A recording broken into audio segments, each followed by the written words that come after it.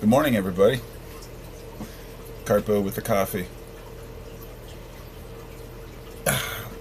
Just got up this morning. Got the usual routine done. And came out and watched a video.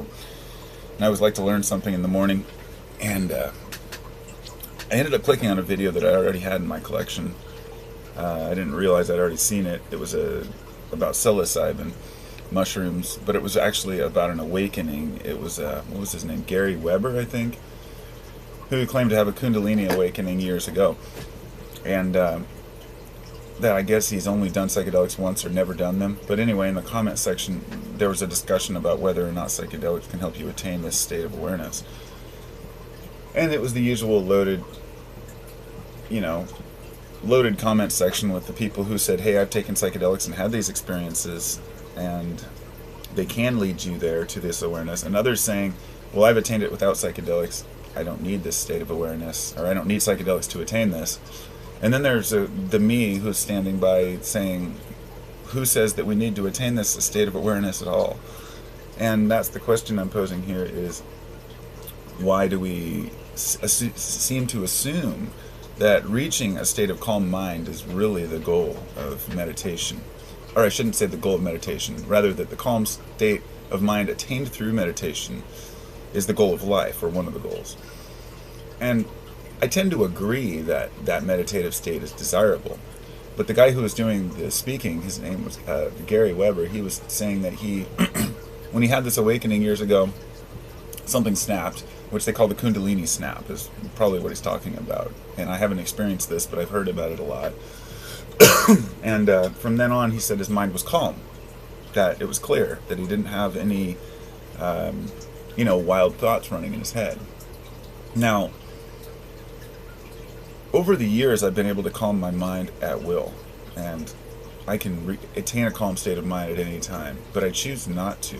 I kind of enjoy the racy thoughts sometimes. They help me to kind of think while I'm thinking, or think while I'm not thinking.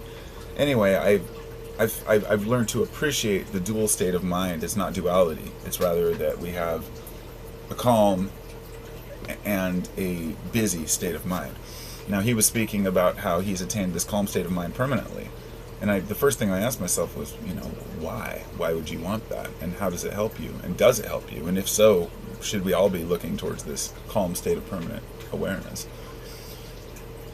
But understanding the cycles of the day, at least in my mind, the way I understand life, I see that there could be a calm state. There are times of meditation and awareness and stillness and activity within the day, within the cycles of the day, within the cycles of the year.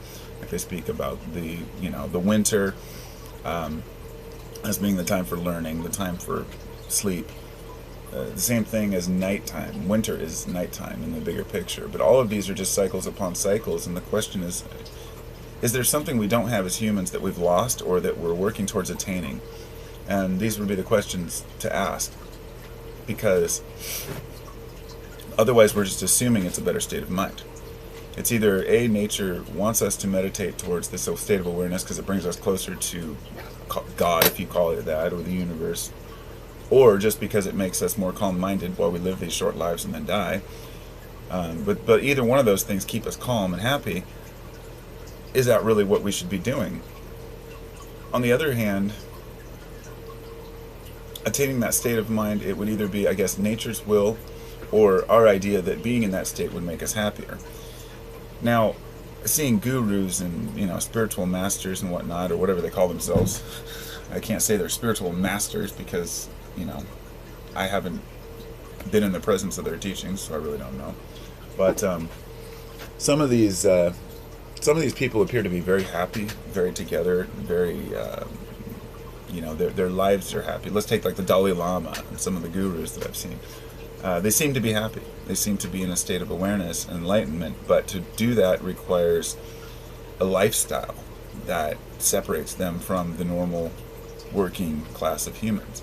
That doesn't mean that a farmer can't be a meditative-minded person. Absolutely can. It just means that to attain some of the deeper states of mind requires a lifetime of dedication, and some people don't have that ability. So the question is, what's attainable for all of us that we can all work towards? And that's just growth in your own way. You can know what your growth is. Only you know what your growth will be. And everybody's out there telling you what you should be doing. Everybody's telling you what you should or shouldn't be taking, what you should or shouldn't be reading, telling you to turn off your TV, then telling you to educate yourself by turning on your computer. It's just constant nonsense. Everybody wants to tell you because it's what works for them. And that's one thing I've really tried in life hard not to do. Because I know what works for me might not work for everybody else. I know that the things that I found that calm my mind might not work for everyone else. I take psilocybin at least once or twice a year. It brings me into a state of calm, collected knowledge. Just knowledge. It's just a state of knowing. And it doesn't matter how deluded a person seems. When I was younger, I used to think, what kind of a delusion am I creating here by taking these things? I'm fooling myself. And then I started speaking with other psychedelic users over the years and finding that most of them are very, very intelligent, capable, aware people that aren't just saying, oh my God, I'm high and I'm in another dimension. No, there are people that say, wow, my daily experience was completely turned upside down by this, and I realize now that having this state of mind and awareness is something that I want to work towards. But at the same time, if you were in the psychedelic state all the time, you would be unfunctional, non-functional. And this is, I guess, the point of my whole discussion here is that for some people that may be attainable, and they should go for it. And for some people, just being a mere farmer, not thinking much, and just plowing the fields and doing what they do best, that is their meditation. That is their meditation. Planting food, harvesting food. If you've ever grown cannabis, vegetables, anything, and you know what it's like to harvest it and to cut it and to know that you put the love into that, that is meditation. That is living as close as you can to the earth. So the humble farmer, all the way to the highest spiritual seeker, they're on the exact same path. They're just seeking it their own way. And the view, when you really look at it from a distance, it may seem like the spiritual seeker is the desperate one, and that the farmer is the one who's got it figured out. He's not out there trying to seek any knowledge. He's not out there trying to, seek any particular awareness. He's just aware. But there has to be growth, and that's just it. If the farmer's going to grow, he has to grow in his own way, and not just vegetables. He has to grow through planting new foods, and grow through his experience with the people he deals with in the marketplace. He grows through understanding that nature's going to kick his ass sometimes, and his whole crop will be lost.